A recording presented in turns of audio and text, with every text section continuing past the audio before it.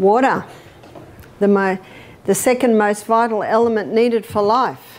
So the number one vital element needed for life is oxygen.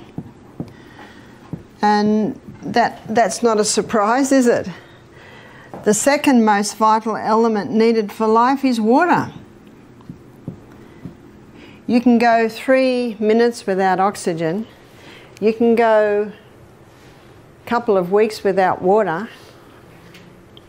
I always thought it was 3 days without water until I read a book called The Long Walk about some people who were escaping the Siberian work camp, and they were in the desert and they went nearly 2 weeks without water.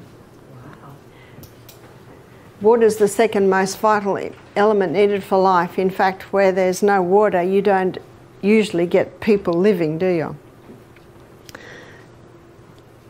I always say to people, how much water do you drink? And these are some of the answers. I don't like water. If I drink water, my feet swell. If I drink water, I'm going to the bathroom all day. Those last two answers tell me that the water's not getting inside the cell. So how do we get the water inside the cell? We have to go to the third most vital element needed for life, and that is sodium. The fourth most vital element needed for life is potassium. So let's go back to sodium. In nature, we find the highest amount of sodium in seawater. And seawater contains 92 minerals. Of those 92 minerals, 30%, approximately 30% is sodium. And of those 92 minerals, approximately 50% is chloride. Now, because sodium chloride take up the most amount, they're the first crystals formed when the water is evaporated.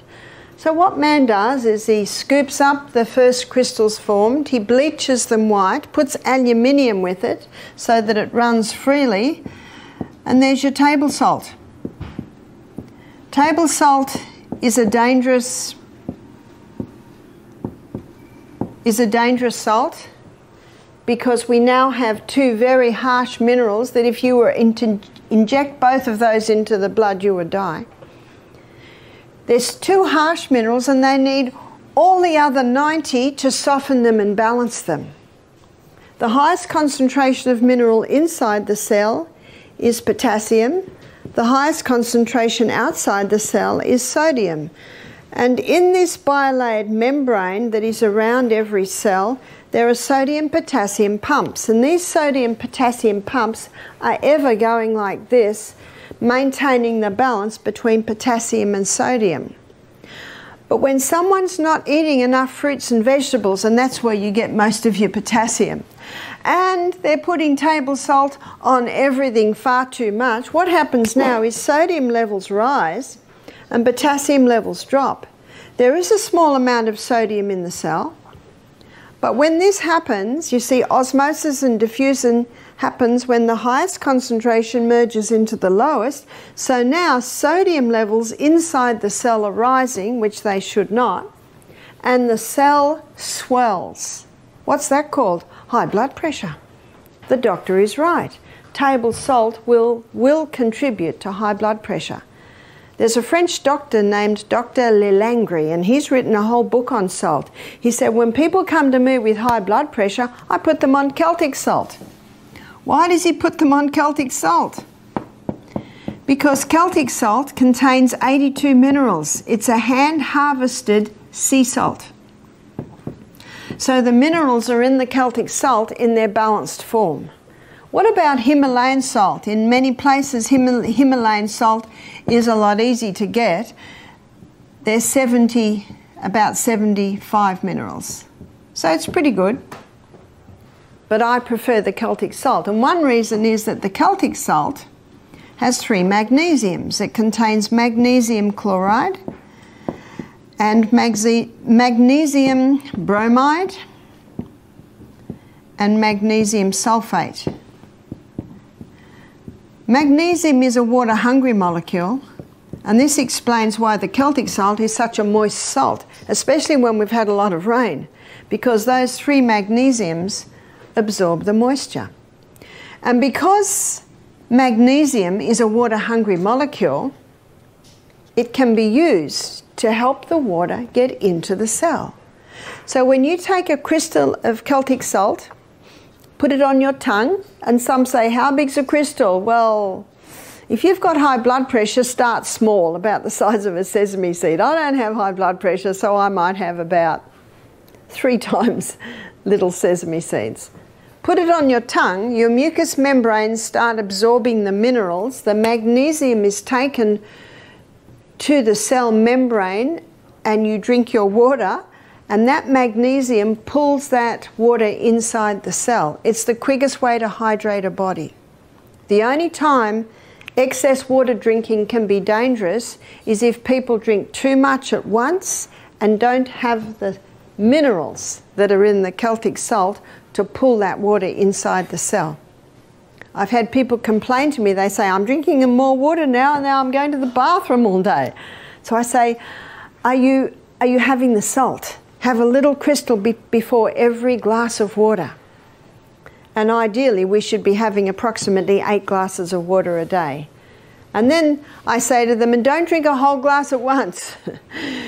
I think I mentioned earlier, I drink half a glass as soon as I get up. I go to the bathroom, I drink another half glass. Then I get dressed and have another half glass. But when I start every glass, I have that little bit of salt. So you spread the water over the day. And many people have said to me, thank you so much, that has made a big difference. See, huge water in, it's not long before huge water has to come out.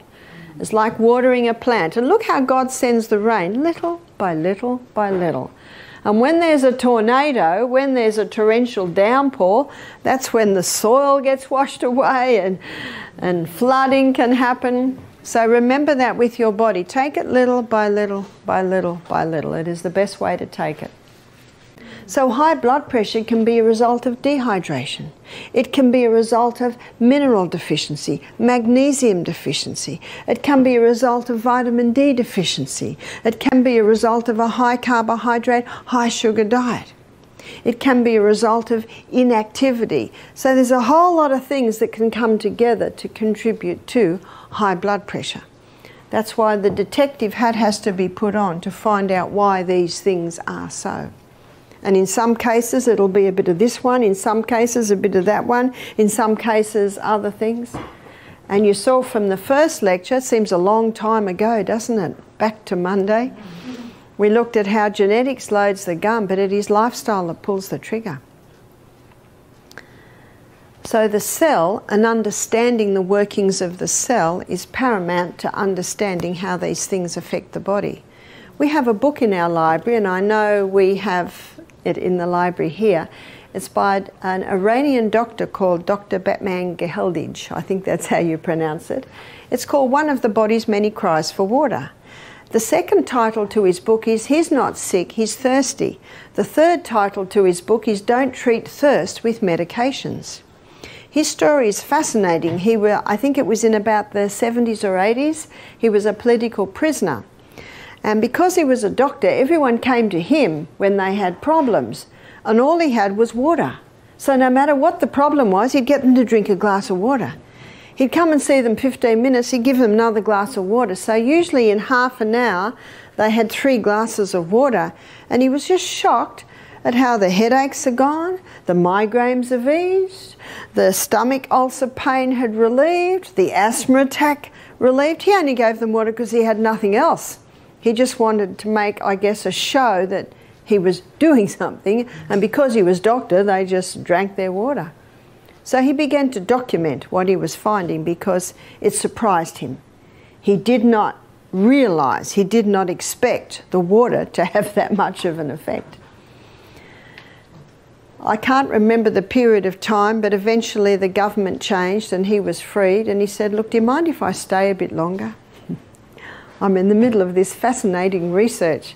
And he has presented his findings at medical conferences. He's presented his findings in medical journals, but it's not a very popular subject because you can't make much money out of water. Now you'll understand why the second title of his book is He's Not Sick, He's Thirsty, and Don't Treat Thirst with Medications. It was a fascinating book for me to read, and I'd like to take you inside and look at a few body functions and how they're affected by dehydration.